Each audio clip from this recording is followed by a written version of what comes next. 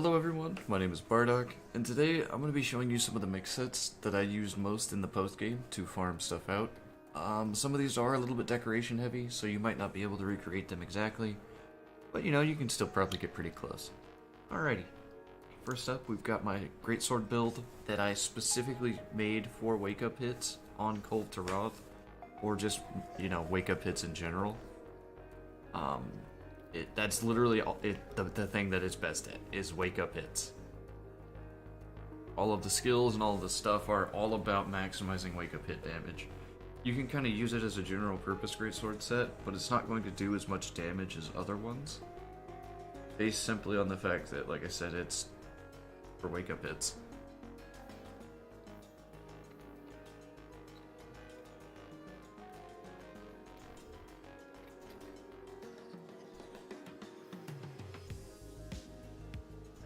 Alrighty, next up we have got an elemental crit bow set. This one can be used with any elemental bow, doesn't matter which one, as long as it has an element already. There is one drawback to this build: it doesn't have any free level 1 slots, so you can't like slot in more element if you need it. So you're kind of stuck with whatever the base value of the bow is. I'm trying to figure out a way to work around that, but so far, no luck.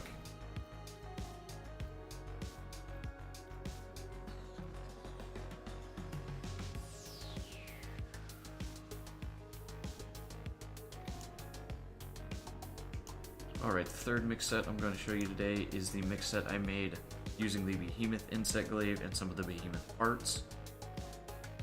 It is specifically for Elemental Insect Glaives again, because it utilizes the Behemoth set bonus. It's just literally a max DPS Insect Glaive set where you just never touch the floor. That is your pure goal in life, is to never touch the floor.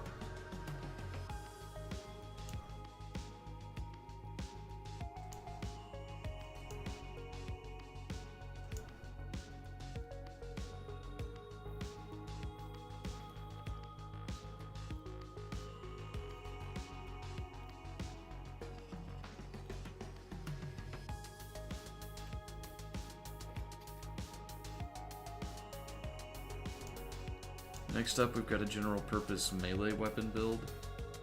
I use this one right now for longsword. I also swap out the longsword for SNS or anything, or any other like bladed weapon that I need.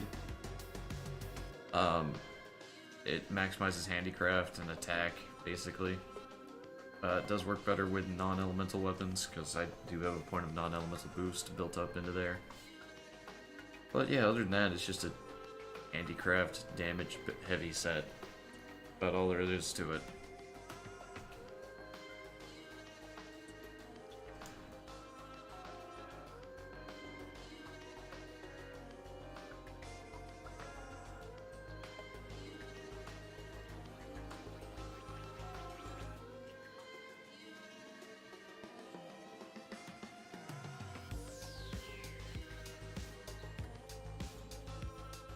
Next up, we have got one of the Cold to Roth weapons, the Taroth Axe Paralysis.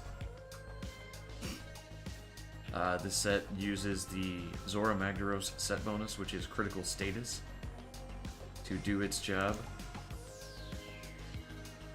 You do have to awaken the axe, so meaning that part of the pieces are going to have to be used by free element. But the Zora Magdaros Mastery, which is a 3-piece set bonus, does come with 1 point in the gloves. So all you need is 2 points, and for this one I chose to use the Kirin legs.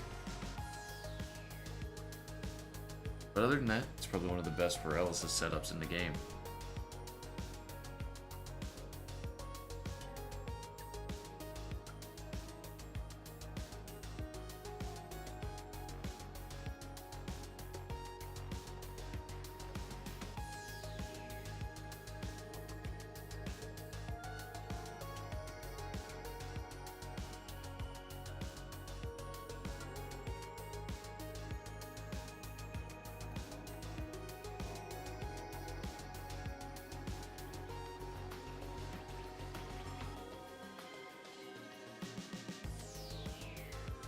Alrighty, next we have my Impact Charge Blade set for the Diablos Tyrannus.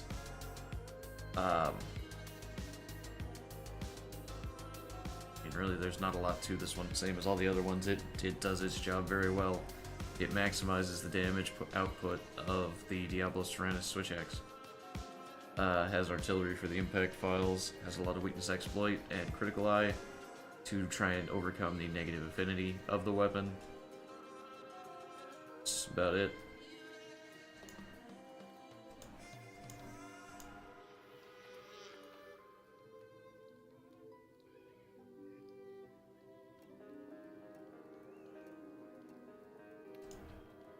And last but not least, we've got my gun lance set up. I don't use the gun lance as much as I used to, mostly because I've started using the bow quite a bit more. But this setup is still pretty nice. It uses a lot of the same skills as the charge blade setup. I do have an extra point of like poison attack just for the weapon, because the weapon itself has a level 1 slot. I would recommend having protective polish in this build. It is definitely nice to have unlimited shelling.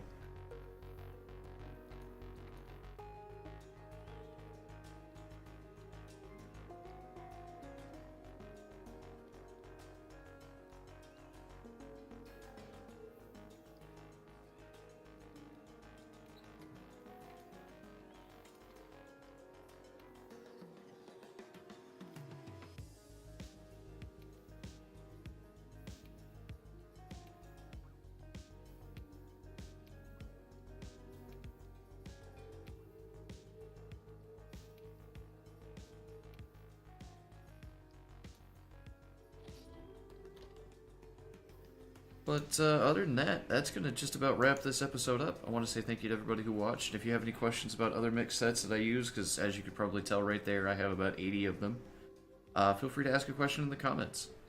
Thank you guys for watching, and I'll see you next time.